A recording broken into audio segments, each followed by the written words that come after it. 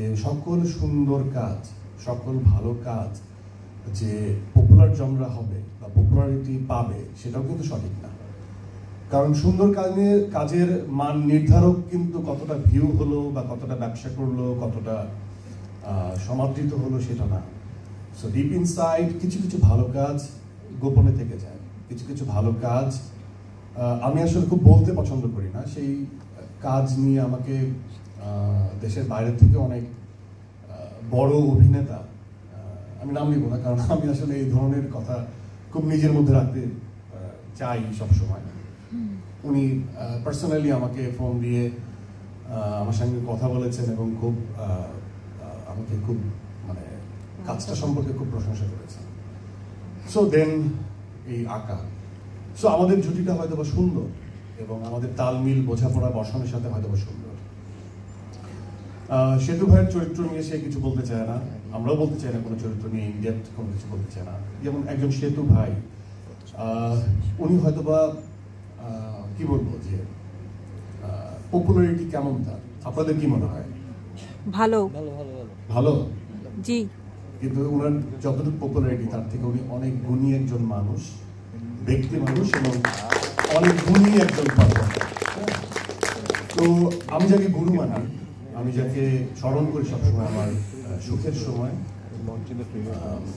একজন হুমায়ুন ফরিদি, সে অনেক গুণী একজন মানুষ, গুণী একজন অভিনেতা। কিন্তু আসলে কি আমাদের ইন্ডাস্ট্রি সব গুণী বা সব গুণের কি ইউটিলাইজেশন করতে পারে? তো কিছু মানুষ কিন্তু থেকে যায় আড়ালে, কিছু মানুষের ইউটিলাইজেশন সম্পর্কের খাতিরে, ব্যক্তি সম্পর্কের ক্ষেত্রে আমরা ইউটিলাইজ করতে পারি না, হয়তো বা কাজের ক্ষেত্রেও পারি না।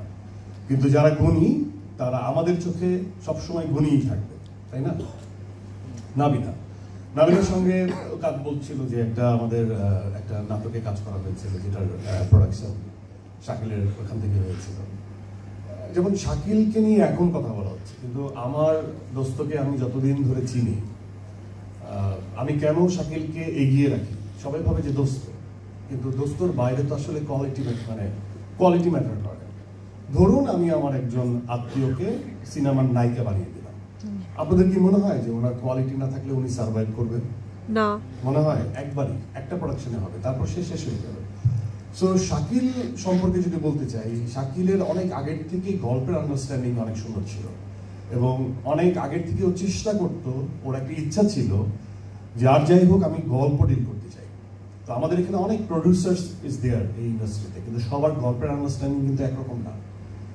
তো এই গল্পের আন্ডারস্ট্যান্ডিং যারা চায় গল্পটা নিয়ে কাজ করতে, যেমন আমি চাই আমার সঙ্গে শাকিলের বন্ধুত্বটা কাজের ক্ষেত্রে হবে, পার্সোনাল তো বন্ধুত্ব আছে, আবার কাজের ক্ষেত্রে আবার নতুন করে বন্ধুত্ব হবে। তো এই বন্ডিংটা তখন আরো স্ট্রং হয়। সো আমরা থাকে না যে আমরা একটা ম্যাগনেটিক ফিল্ড নিয়ে থাকি, প্রত্যেকের একটা আলাদা একটা ফিল্ড থাকে, সেটার চুম্বকের একটা আকর্ষণ হতে হয়। সো ওই একই ছাদের নিচে তখন আমি শাকিল চলে আসি, একটা কন্টেন্ট ভাবনা নিয়ে যদি কথা হয় সেটাও, আবার ব্যক্তি দোস্ত চল কোথাও ঘুরিতে যাই বা কোথাও খাইতে যাই, এটা পার্সোনাল জায়গাতে। নাবিলার কথায় আসি, নাবিলার সাথে একটা কাজ হয়েছিল সেটা, এবং তারপরে আমরা আশফাক নিপুণের ডিরেকশনে একটা কাজ করেছিলাম, সেখানেও বর্ষণ ছিল এবং সেটা একটা সাহসী প্রজেক্ট ছিল।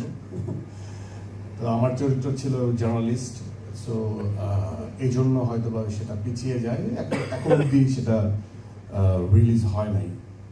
সামনে আদৌ হবে কিনা, কারণ প্রত্যেকটা গল্পের একটা এক্সপায়ারি ডেট আছে, এটা সময় চলে গেলে আর রিলিজ দেওয়া হয় না।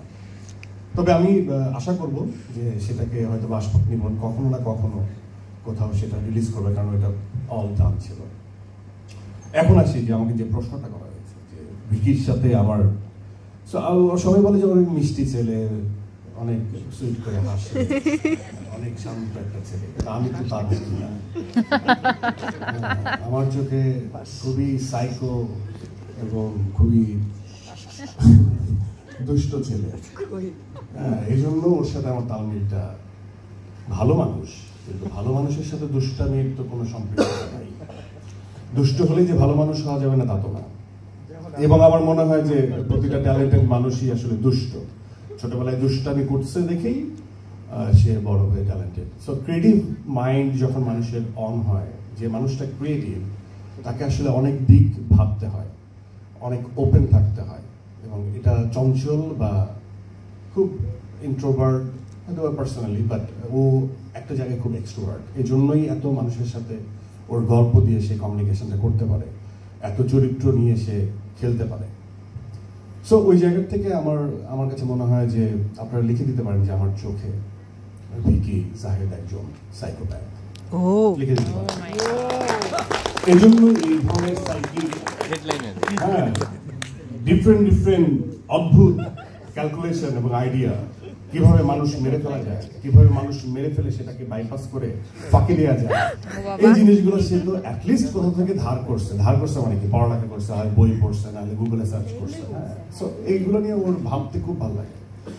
আর এগুলো নিয়ে ও যখন ভাবে এবং সেই চরিত্রগুলো যখন আমাকে নিয়ে ভাবে, তখন আমার সেটা ভাবতেও ভালো লাগে এবং আমি আবার সেটা স্টাডি করি। তো এটা প্রত্যেকটা মানুষের মধ্যেই একটা পৈশাচিক ব্যাপার আছে, সেটা আমরা হাইড করে রাখি, সেটা বের হয়ে আসে না। রাগ, ক্ষোভ, অধিক রাগ, অধিক ক্ষোভ, সেটা কেউ বউয়ের উপরে দেখায়, যে বউয়ের উপরে দেখাতে পারে না সে হয়তো বা বের হয়ে রিক্সা চালকের উপরে দেখায়। কিন্তু কিছু মানুষ কারো উপরেই দেখায় না, হয়তো নিজের উপরে দেখায়। তো লাইফ তো খুব মিস্টেরিয়াস এবং খুব জটিল। তো সেই জায়গা থেকে জটিল গল্পগুলোর জন্য আমার চোখে, আমি তো সবার আগে আমি এ ধরনের সাইকোলজিক্যাল থ্রিল বা সাসপেন্স বা এরকম মাইন্ড জায়গা থেকে যদি আমি ভাবি যে তাহলে চোখ বন্ধ করে বলে দেওয়া যায় যে ভিকি জাহেদ অনবদ্য এ ধরনের গল্পের জন্য। এবং এই যে বর্ষণকে বললো যে একটা পপুলারিটি, ভিকি